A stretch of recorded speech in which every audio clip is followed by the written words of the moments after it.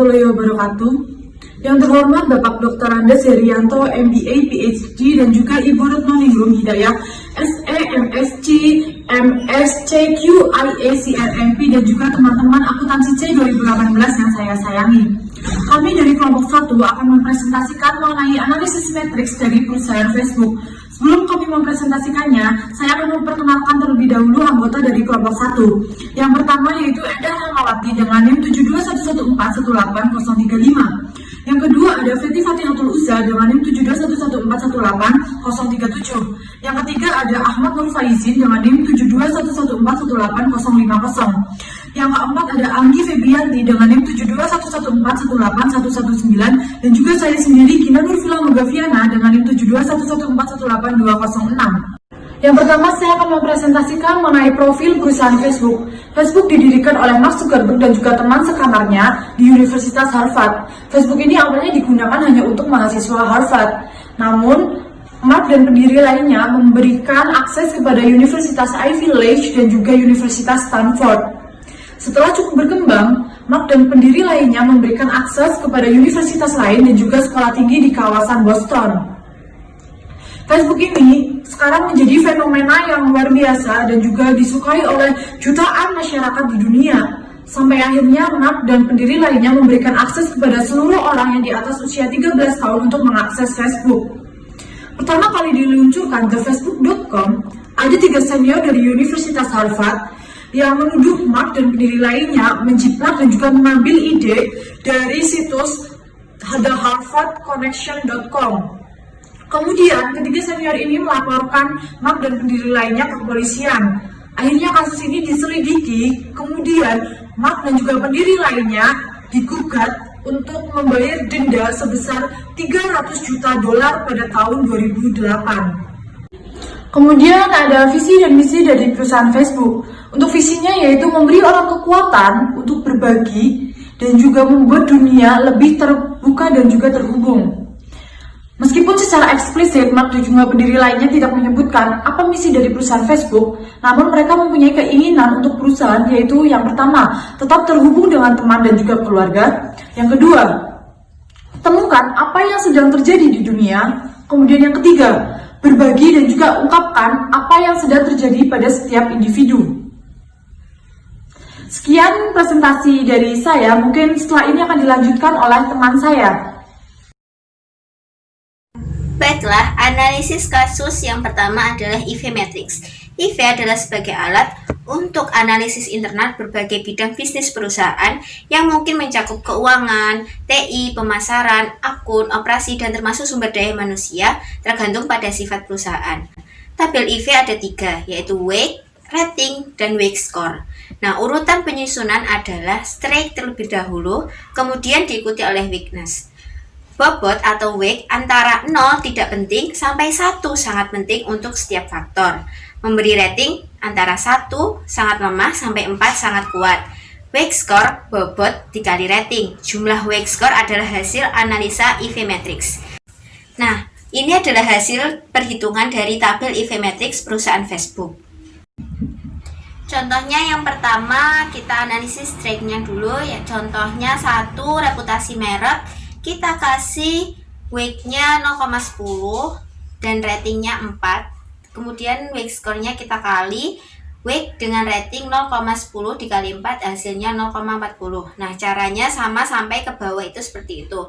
Nanti week score-nya, total dari week score ini adalah hasil analisa IV Matrix. Dari Facebook ini mendapatkan sebesar 2,86.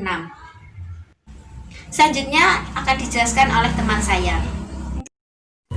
Kesimpulan yang dapat diambil dengan membandingkan analisis matriks IV perusahaan diperoleh skor sebesar 2,86, di mana skor tersebut lebih dari 2,5, yang artinya posisi internal perusahaan jauh lebih kuat. Hal ini menunjukkan bahwa strategi internal perusahaan berguna untuk memanfaatkan setiap peluang yang ada atau mempertahankan untuk tetap melawan ancaman. Yang selanjutnya yaitu EV Matrix Analysis.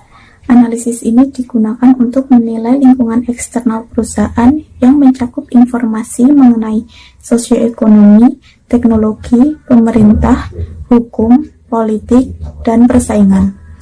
Lalu yang pertama akan dibahas yaitu opportunities atau kesempatan. Di sini kami menggunakan 4 poin. Yang pertama, tingkat pertumbuhan pendapatan melalui CPM dengan bobot sebesar 0,08 dan rating 4 sehingga menghasilkan skor tertimbang sebesar 0,32.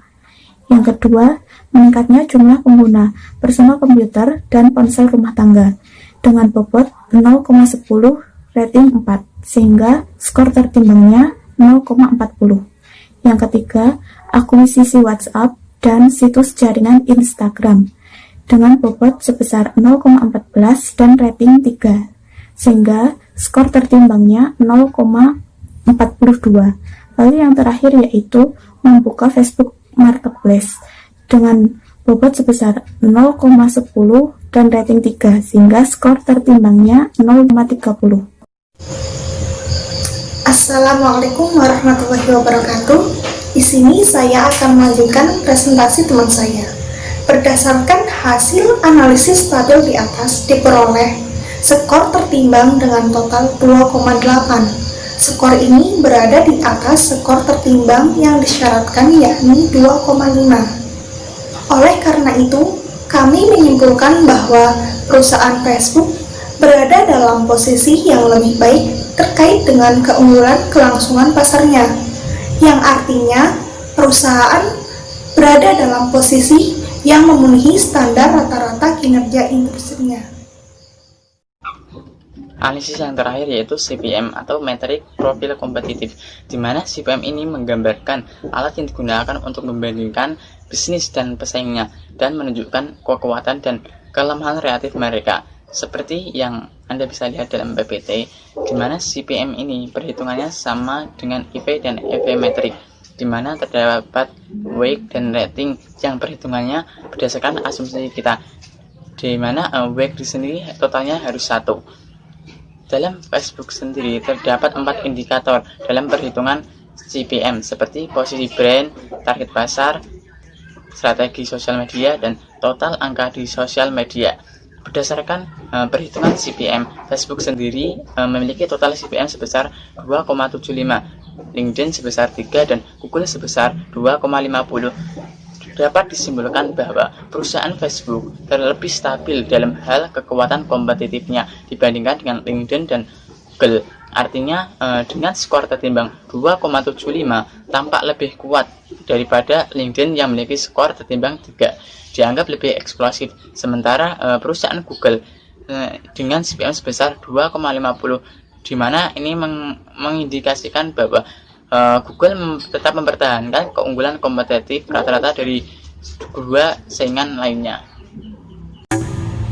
Sekian presentasi dari kelompok kami. Apabila ada kesalahan kata maupun ada materi yang kurang jelas, kami mohon maaf. Sekian dan terima kasih. Wassalamualaikum warahmatullahi wabarakatuh.